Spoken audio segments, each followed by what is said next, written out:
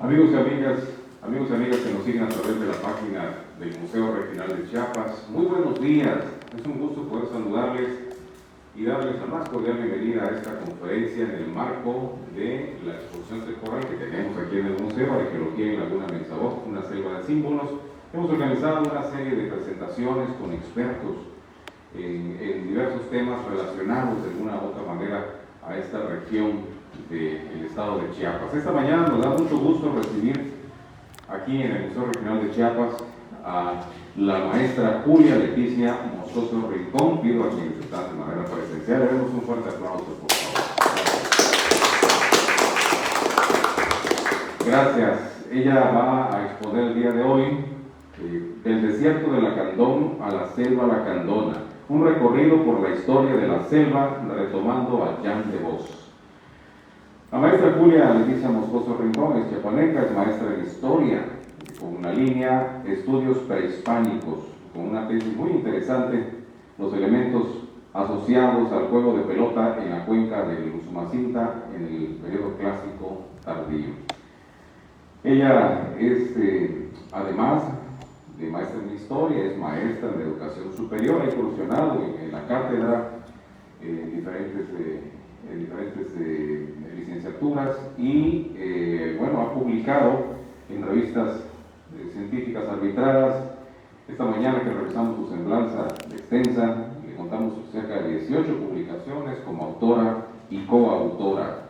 Ha participado en foros de difusión, en congresos nacionales, internacionales, siempre en la disciplina arqueológica, histórica, porque bueno, también ella es arqueóloga por la Universidad de Ciencias y Artes de Chiapas.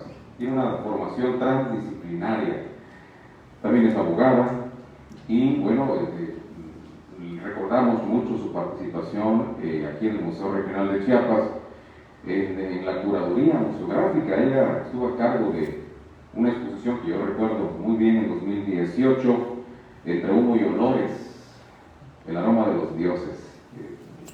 Además, la maestra Julia ha participado en cerca de 17 proyectos de investigación del INAH, ha hecho campo en todos estos proyectos y ha entregado puntualmente estos informes que son muy valiosos y contienen el resumen de todo este proceso de investigación.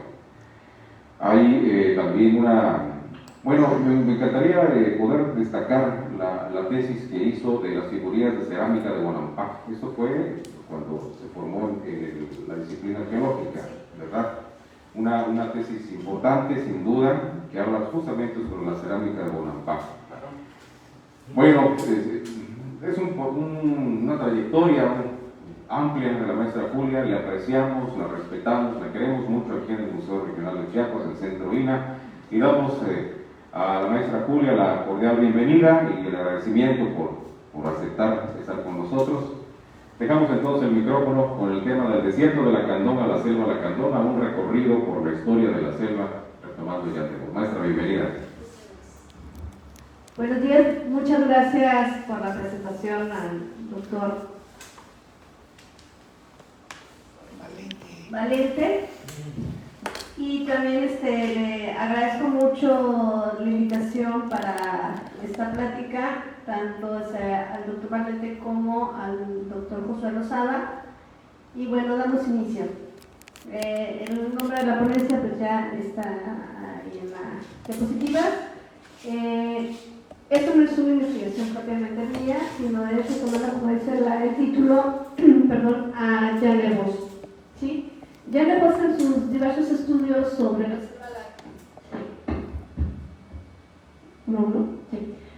Jan de Vos sobre sus diversos estudios y publicaciones de la selva lacandona, pues nos da precisamente un recorrido histórico a través de la selva. Y bueno, lo que yo les voy a presentar es precisamente esos datos que Jan de Vos investigó en diversos archivos tanto de América como de España.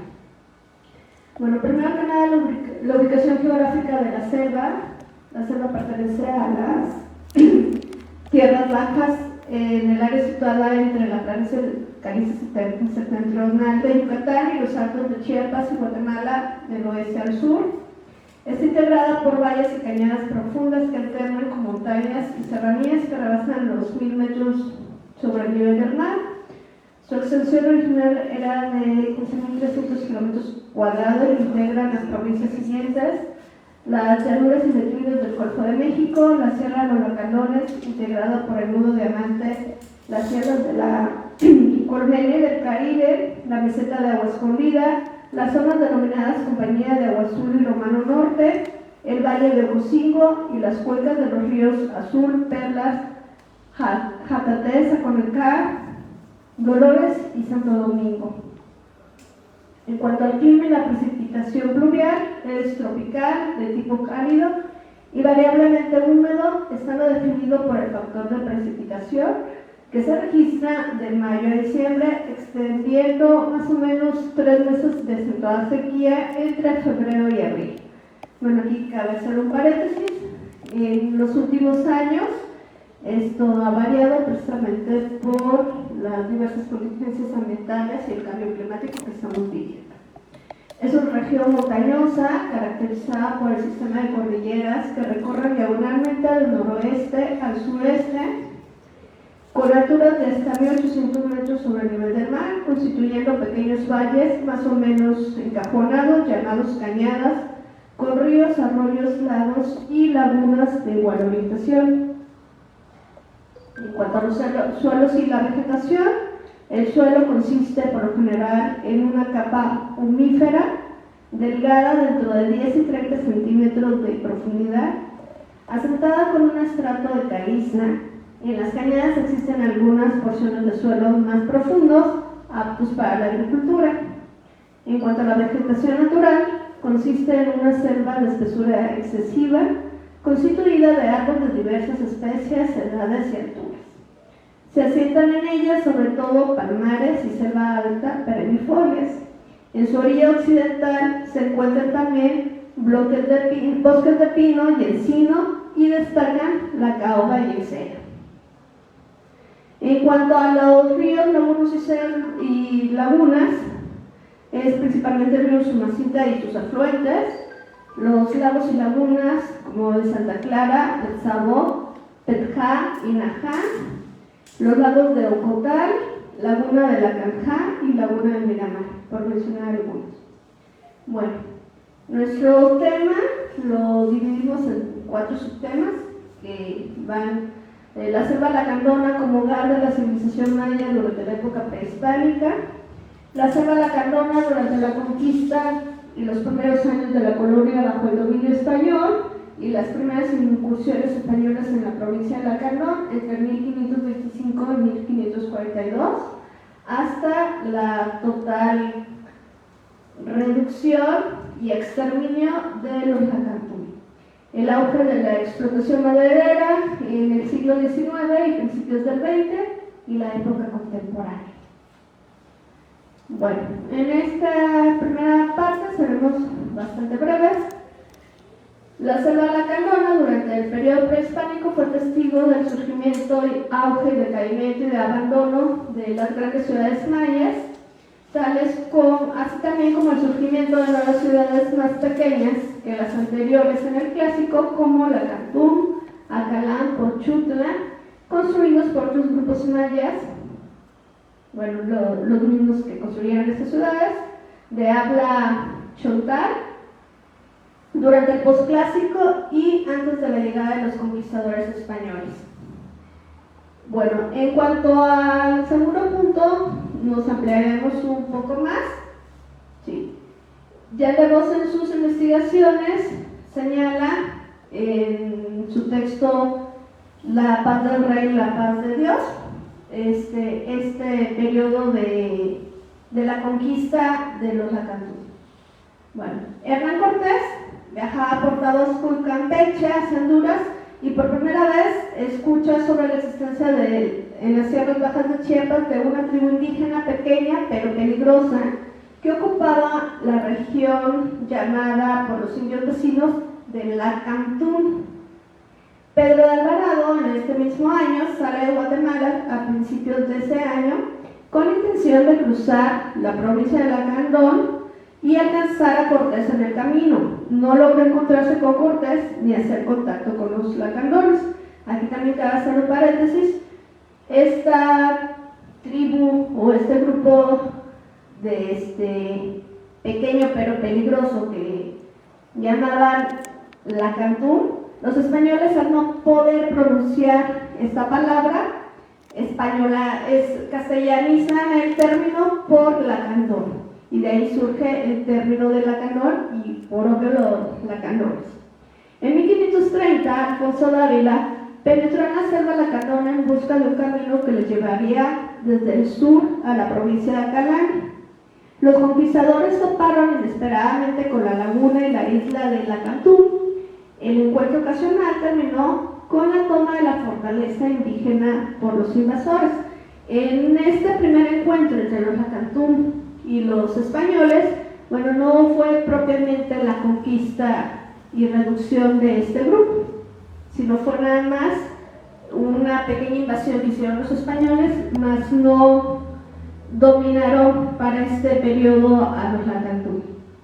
Entre 1535 y 1536, Francisco Gil Zapata salió de Ciudad Real de Chiapas con el objetivo de pacificar la selva y poblar en ella una villa de españoles que funcionaría como centro de control sobre varios pueblos encomendados a vecinos de Ciudad Real. La nueva villa se llamaría San Pedro.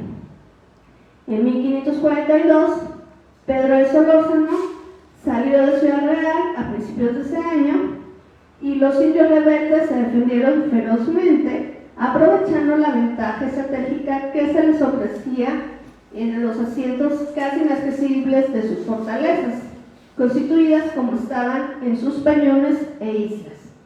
Solórzano llegó a los pueblos de Tila, Petatzingo, Etná y Pochutla. Con la toma de esta última población, el camino hacia Lacandón estaba prácticamente abierto. La entrada a Lacandón no se hizo y Solórzano regresó a Ciudad Real y dejó como encomendero a Lucas Veneciano. Bueno, durante todas esas entradas, realmente no se hizo la reducción de los lacandones, sí, pero sí de otros pueblos que eran igual de guerreros que los lacandones. La conquista evangélica realizada por los dominicos entre 1537 y 1558. En 1537, con el contrato Maldonado a las Casas, este contrato formó la base y sirvió después de autorización oficial al trabajo misionero llevado a cabo por los dominicos en la llamada Tierra de Guerra. Los negociadores tuvieron en mente dos sectores: la provincia de Tezulutlán, situada al norte del territorio ya pacificado por los españoles y habitado por los indios de habla Pocomchi, y la provincia de Lacandón, por la cual se entendía un territorio muy vasto y poco conocido que se creía estaba habitado por los indios lacandones y sus aliados. Las principales condiciones del contrato Maldonado a las Casas, en él se establecía que los indios reducidos por los religiosos se pondrían inmediatamente bajo la autoridad de la corona, es decir, que nunca podrían darse la encomienda a ningún colono español. En cuanto a los primeros 5 años contados a partir de la entrada de los primeros misioneros, ningún español podría entrar a esas regiones o pena de graves sanciones, excepto el mismo gobernador, con la condición de estar acompañado por los frailes.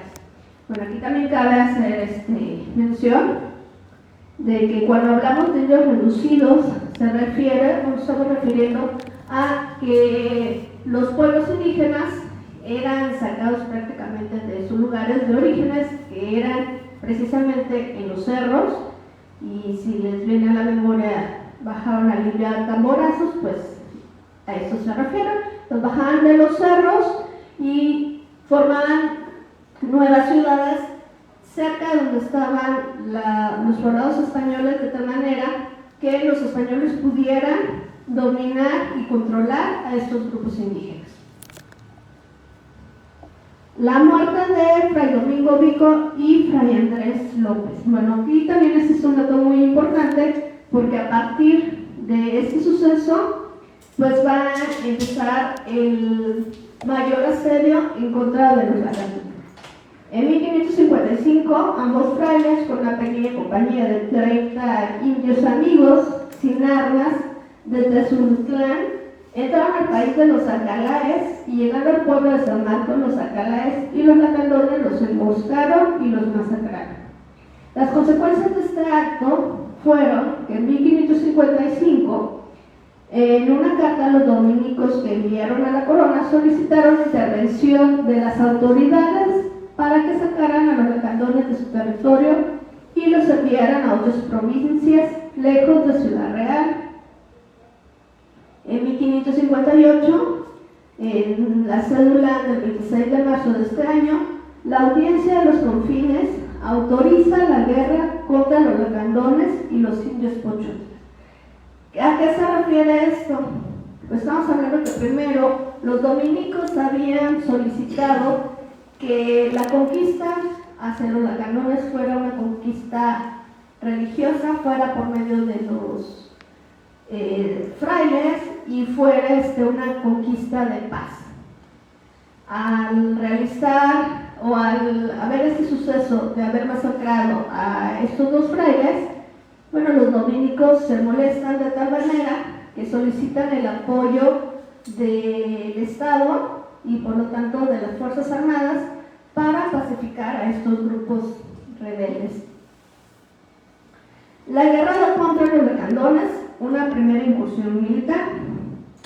Bueno, son diversas empresas que se van, algunas saliendo desde Guatemala y otras saliendo desde Chiapas por Ciudad Real, con la intención precisamente de dominar a los lacandones, o más propiamente dicho, los lacandún, ¿sí?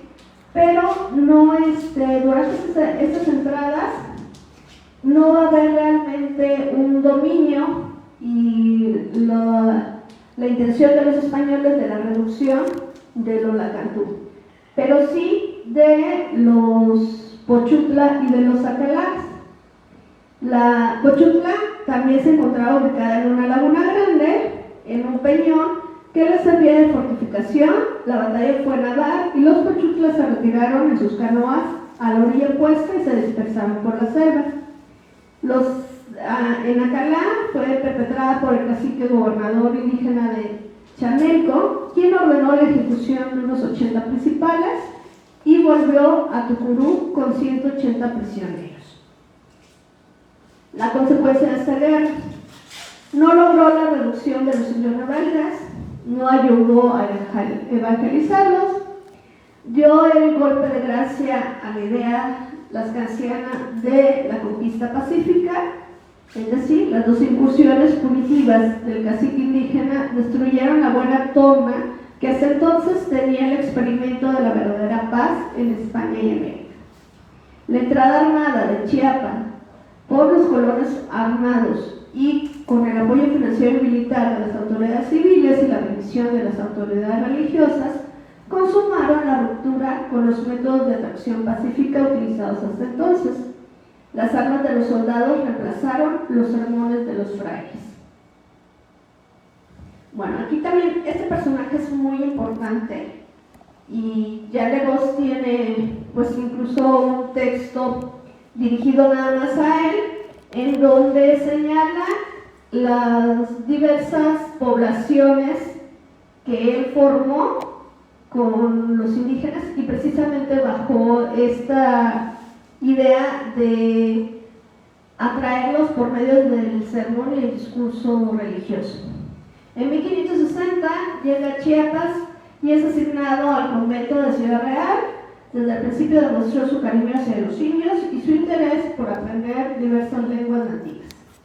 En 1563 decide pacificar a los indios Pochutlas, llega a la laguna de Pochutla con una decena de indios amigos, entre ellos uno de Pochutla que era convertido. Es recibido por el cacique de la tribu y con el cacique le permite la predicación pacífica. En 1564 el cacique Chanagua Fiel a su palabra, abandona la selva con casi la totalidad de la tribu y fue recibido por Fray Pedro, acompañado por Fray Pedro de la Cruz. Casi la totalidad de la tribu fue asentada en el pueblo de Ocosingo, donde se les asignó un barrio propio y separado de los existentes. En 1564 reduce al pueblo de Bachajón, una comunidad de indios centales que vivía en las montañas situadas al norte de Ocosingo. Así también traslada al pueblo central llamado de Ocot a un nuevo sitio llamado Yaxalú o Yajalón. En 1567 funda el pueblo de Palenque con familias choles que habitaban caseríos al norte de Lacandón. Entre 1565 y 67 llega Lacantún para invitar a los lacandones a seguir el ejemplo de los pochutlas. Los lacandones los recibieron pacíficamente y lo escuchan, pero se niegan a abandonar su ciudad y su estilo de vida, es decir, su libertad. La conquista de Lacandón, la entrada de los españoles a la laguna de Lacantún. Aquí más que la conquista fue la destrucción de la ciudad de Lacantún, pero los Lacantún nuevamente escapan y fundan una nueva ciudad. ¿Sí? Esta nueva ciudad, ¿sí?, va a ser Zacbalán. Entre 1586 y 1685, del mito a la realidad, los lacandones y su nueva ciudad, Zacbalán. Como antecedentes señalamos, tomando la información de Yelevos, que después de 100 años de la entrada a la laguna de Lacantún y la destrucción de la misma, los lacandones se internaron en la selva y edificaron su nueva ciudad, Zacbalán. Los españoles, los conquistadores, gobernantes y eclesiásticos los buscaron sin resultado alguno. En 1694, Fray Antonio de Margil y Fray Melchor López los localizaron y establecieron en esta ciudad, se establecieron por 2 meses, tratando de evangelizarlos sin obtener resultado favorable. Lograron convencer a 3 caciques y 9 principales para que regresaran a Cobán con Margil para ofrecer la paz al alcalde mayor de la Verapaz. Fray Melchor se quedó en Zacbalán como rey, mientras que en Cobán se organizó una comida de bienvenida a la embajada lacandona. La muerte de 10 embajadores lacandones provocó un gran enojo entre los lacandones contra los frailes, quienes se liberaron de ser linchados por el recuerdo de las consecuencias de la matanza de Fray Domingo de Vico y su acompañante y las 2 entradas militares que sufrieron después. Bueno, la carta de Fray Antonio de Margil dice: desmiente la creencia sobre el número y fuerza legendaria del pueblo lacandón. El asiento principal de los lacandones era de 100 casas, 4 pueblos satélites de 20 casas cada uno. El pueblo principal estaba a 16 días del camino de Cobán y las consecuencias, traumatizados por el fracaso que habían conocido, llegaron a pensar que solo una intervención militar podía acabar con la resistencia de los rebeldes. Y bueno, finalmente son reducidos los lacandones. Se crea el pueblo de Nuestra Señora de los Dolores, en donde se establecieron unas 230 personas que más adelante sufrieron una epidemia. Causa el abandono en los lacandones del pueblo de Dolores, la presencia de las tropas militares en sus casas, los robos perpetrados durante su ausencia. Y bueno, ese también es un punto muy importante, por la suciedad de los conquistadores, quienes transformaron el pueblo antes limpio y aseado en un basurero, haciendo sus necesidades con inmediaciones a las casas. El etnocidio, el exterminio de los lacandones. El balance de la conquista del lacandón. El gusto excesivo en el pago de víveres, sueldos e indemnizaciones que se le dieron a los conquistadores, colonos e indios amigos. El resultado obtenido fue mínimo. Se había fundado un pueblito de paz, Nuestra Señora de los Dolores, de apenas 200 indios reducidos a miles. Blas de Guillén y Fray Antonio Margil señalan que la fusión de los pueblos satélites de Lacandón y la cabecera pueblo principal sería el pueblo de Dolores de Lacandón. A principios de 1696, la nación lacandona contaba con cerca de 700 individuos reducidos. Había disminuido un año más tarde a 617 personas. En 1712 se contaban con 460 personas de ambos sexos. En 1714 la nueva fundación y traslado del pueblo de Dolores al corregimiento de Huehuetenango. En 1720, antes de esa fecha, los lacandones fueron trasladados 2 veces más. Y finalmente, para 1769, en Santa Catarina del Leú, en este último asentamiento se cuenta con solo 3 adultos mayores que sobreviven a esta reducción, que son 2 varones y una mujer. Bueno, aquí terminamos con la época colonial, es la segunda parte de la historia de la selva lacandona, y empezamos con el auge de la explotación maderera durante el siglo XIX y principios del siglo XX. Ya, me voy a ir un poquito más rápido.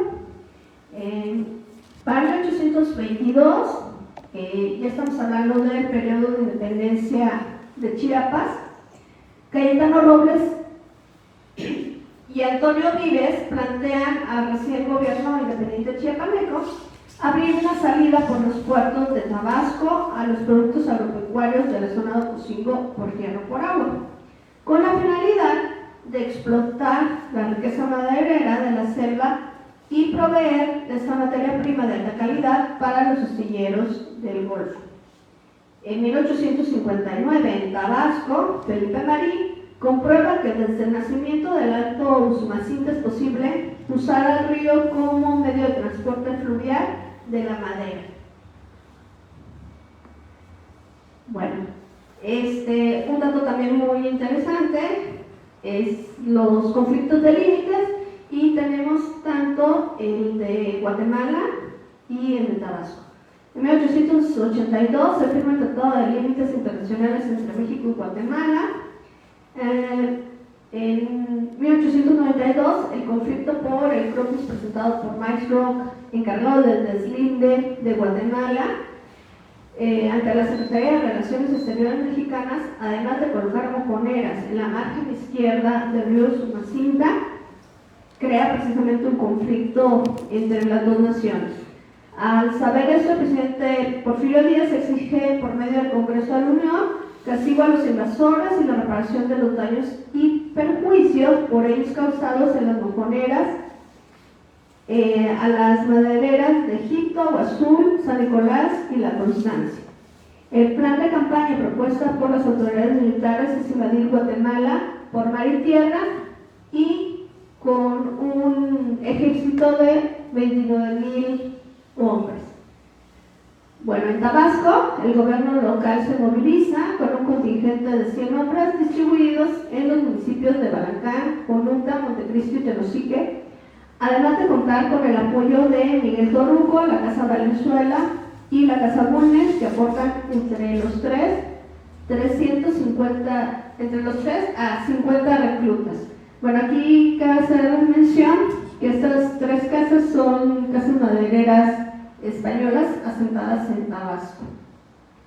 Finalmente, se da el desalojo de Agua Azul por parte de los guatemaltecos. Porfirio Díaz ordena que las fuerzas militares se detengan y se espera un arreglo diplomático, y finalmente en 1895 es la firma del arreglo definitivo entre Guatemala y México por los deslindes y establecimientos de la frontera.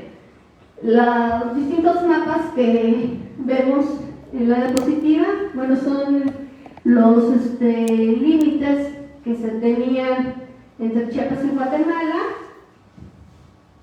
En este caso, este es el mapa presentado por Mike Rock por Guatemala, que provoca el conflicto internacional, y finalmente este es el mapa presentado por el representante de México. Y bueno, nuestra frontera pues es definida de esta manera. Bueno, y no terminan los conflictos de límites. Aquí también hay entre Tabasco. En 1898 Tabasco reconoce como su territorio desde el Cayo hasta la boca de la Cantú. El gobierno federal establece que los límites de Tabasco son los que ejerció bajo su jurisdicción en la fecha de la promulgación de la Constitución Federal de 1857 y por lo tanto la selva lacandona le corresponde a Chiapas.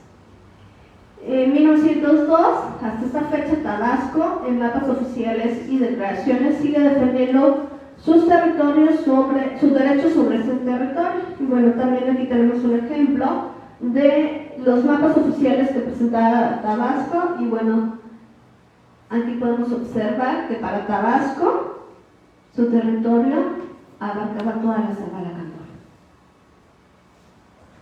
Bueno, ya entramos a la recta final.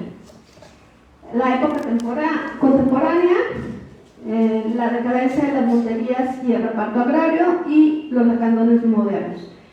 En cuanto a la decadencia de las monterías y el reparto agrario, después de la Revolución Mexicana, se van seccionando, todos los terrenos que mediante deslindes y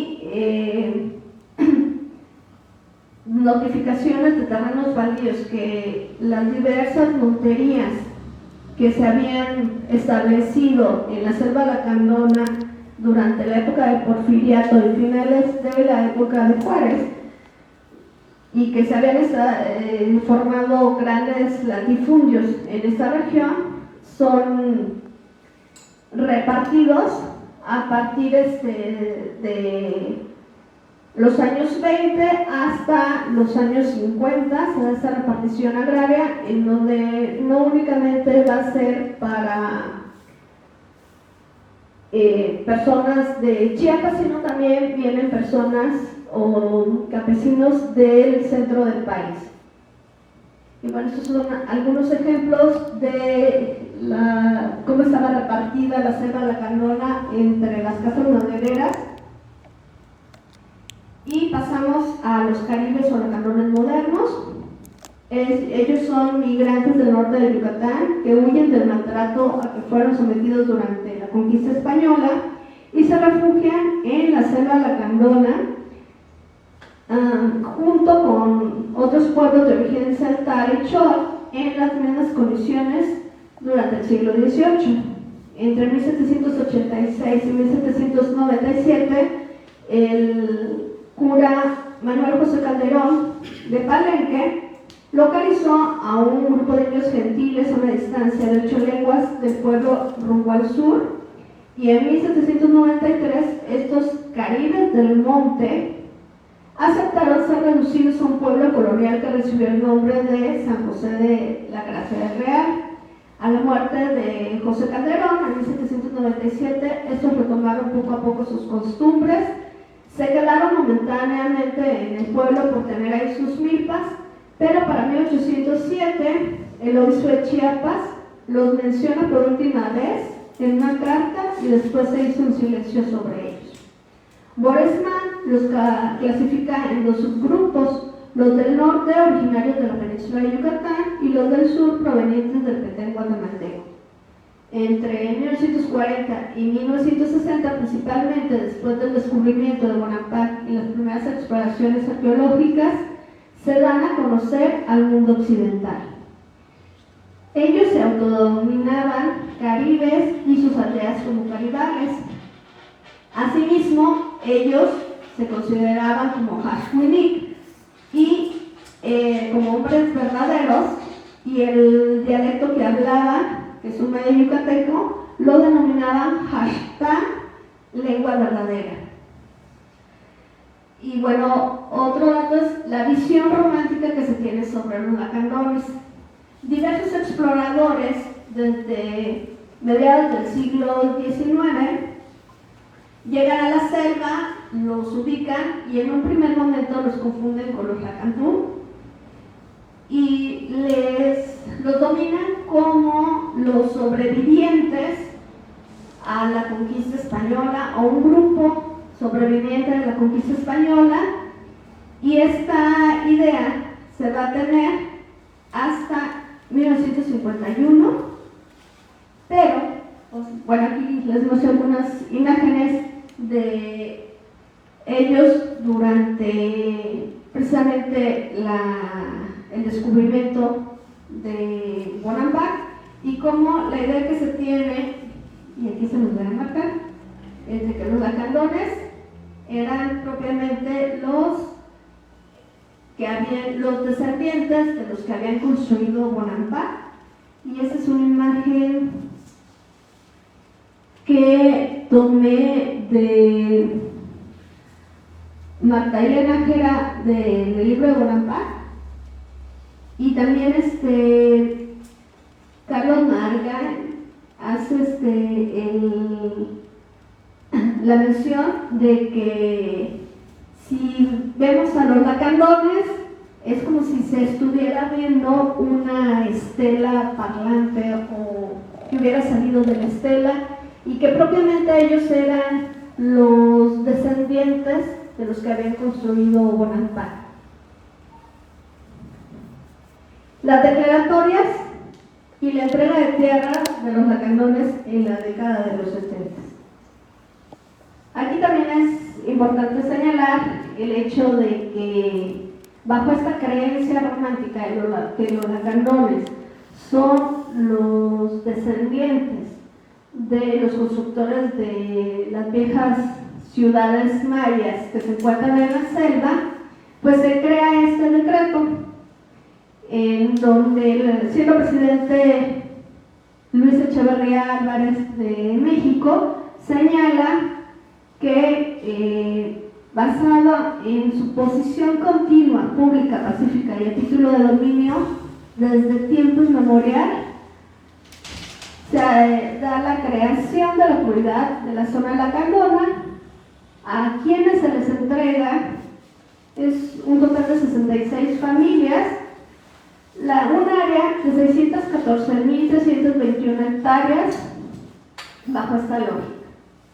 En 1978, siendo presidente López Portillo, se establece también el decreto presidencial en donde se establece la zona de interés público al establecimiento de la zona de protección forestal de la cuenca del río Tulijá, así como de la Reserva Integral de la Biosfera de Montes Azules, que bueno, ha tenido distintas nominaciones, REMIMA o RICMA, asignando 26.123 kilómetros cuadrados, de los cuales 3.643 corresponden para Tulijá y 22.776 para la Reserva Integral de la Biosfera de Montes Azules.